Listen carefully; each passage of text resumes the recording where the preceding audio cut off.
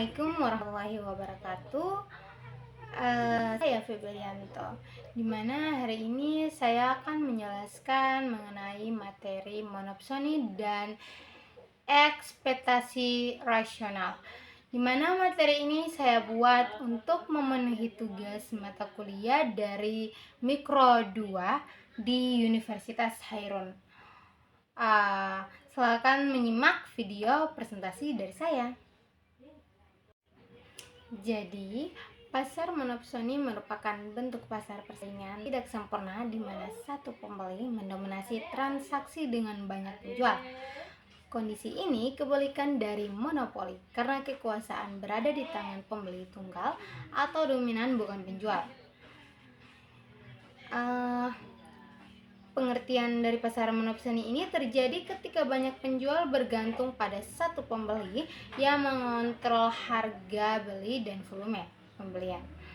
Pembeli ini bisa individu, perusahaan, atau pemerintah yang menyebabkan ketidakseimbangan kekuatan tawar-menawar. Ciri-cirinya itu hanya satu pembeli tunggal yang mendominasi pasar, sementara penjual berjumlah banyak. Produk yang diperdagangkan biasanya barang mentah atau input produk, bukan barang akhir. Pembeli menentukan harga rendah tanpa terpengaruh inflasi, dan distribusi berjalan lancar melalui pembelian grosir.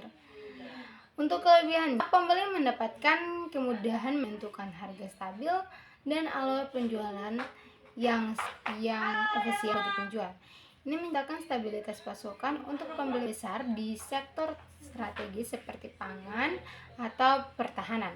Untuk kekurangannya, penjual menerima harga rendah, mengurangi keuntungan dan investasi mereka karena ketergantungan yang tinggi. Hal ini menimbulkan biaya sosial seperti eksploitasi dan inefisiensi pasar secara keseluruhan. Contoh nyata di Indonesia itu termasuk pabrik gula yang membeli tebu dari banyak petani, atau pemerintah sebagai pembeli tunggal benih padi. Di sektor tenaga kerja, perusahaan besar itu seperti tambang yang mendominasi perekrutan buruh lokal.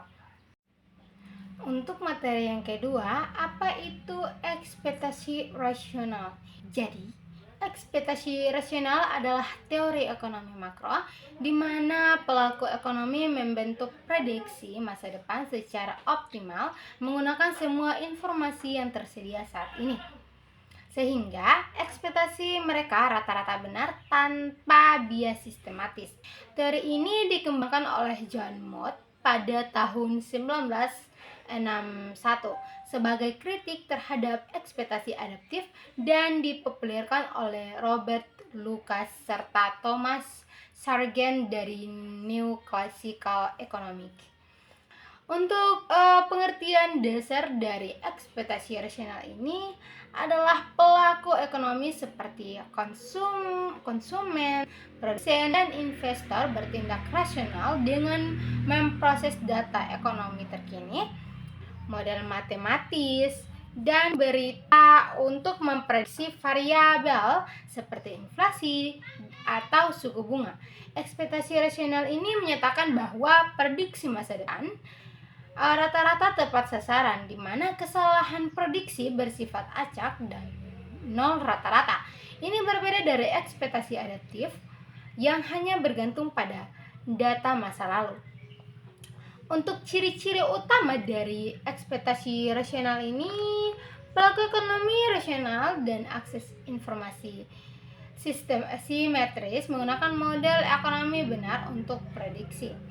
Kebijakan moneter atau fiskal tak efektif jangka panjang karena orang antisipasi dan sesuaikan perilaku. Yang kedua itu kesalahan prediksi. Jadi kesalahan prediksi ini tak berulang secara sistematis, hanya noise acak dari ketidakpastian. Contoh sederhananya, bayangkan bank sentral naikkan suku bunga untuk turunkan inflasi. Dengan ekspektasi rasional, masyarakat langsung prediksi inflasi rendah ke depan, kurangi pengeluaran lebih awal, dan inflasi turun cepat tanpa lap panjang. Contoh klasik, petani gandum prediksi harga panen masa depan berdasarkan cuaca terkini, laporan global, dan model iklim, bukan hanya harga tahun lalu, sehingga mereka tanam optimal tanpa overproduksi sistematis. Jadi kebijakan pemerintah hanya efektif jika tak terduga, karena ekspektasi rasional menetralkan dampak sistematis. Ini mendorong aturan moneter kredibel daripada diskredisi, seperti target inflasi tetap untuk stabilkan harapan publik. Jadi kesimpulannya, ekspektasi rasional ini mengubah cara kita memahami kebijakan ekonomi dengan menekankan peran antisipasi rasional pelaku pasar, mendorong pemerintah fokus pada kredibilitas dan transparansi daripada kejutan kebijakan sementara. Teori ini tetap relevan dan dalam analisis modern untuk stabilitas inflasi dan pertumbuhan berkelanjutan.